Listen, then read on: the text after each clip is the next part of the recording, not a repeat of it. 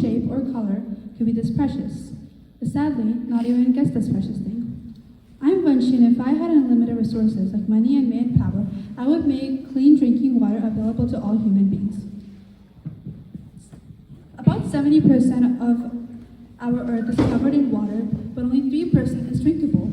And the other 97, well, it's salty water that cannot be drunk. There are measures taken to provide water to small villages and towns which don't have easy access to water. And they have to walk miles every day, hours, just to get a single glass of water, while people in cities waste tons of them just by keeping the tap running. Just by keeping the tap closed doesn't actually save a lot of water, since most of the water we use actually comes in agriculture and food and livestock farming. That's why a lack of water can also result in lack of food, and it also results in starvation of many people. Now, what can we do to solve this problem? The first solution is ice stupas. This is done by an Indian engineer called Sonam Bagchik in Ladakh, India. Ice stupas are artificial glaciers of ice that get built up in the winters and slowly melt in summer, bringing water to different places of the world. Another one is desalination. Desalination is taking the salt out of water and then using the water left for various purposes.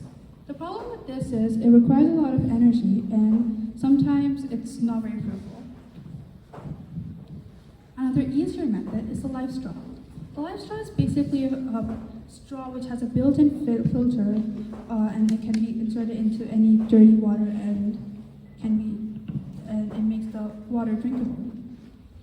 Another one is solar power filters. These are basically mass filters which are driven by solar power. Now for my favorite one, fog catchers. Fog catchers are basically a fog catcher is basically a mesh, which when fog passes through it, it condenses, and then water can be collected from it. But you might be thinking that it can be only collected in small forms, but you're wrong, since it produces enough water for agriculture, which is a lot. Another one, a traditional method, is wells. Sometimes you're just walking on land, not knowing there is water deep down. Wells are just that. They bring up the groundwater for people's use. Another one is canals. Canals bring the fresh water of rivers to places that cannot reach the rivers. And last but not least is rainwater harvesting.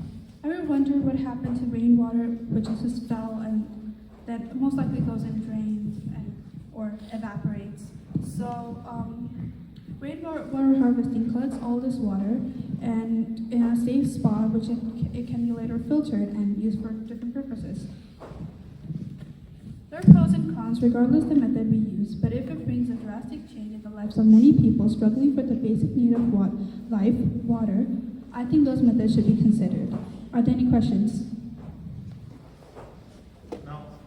Thank you.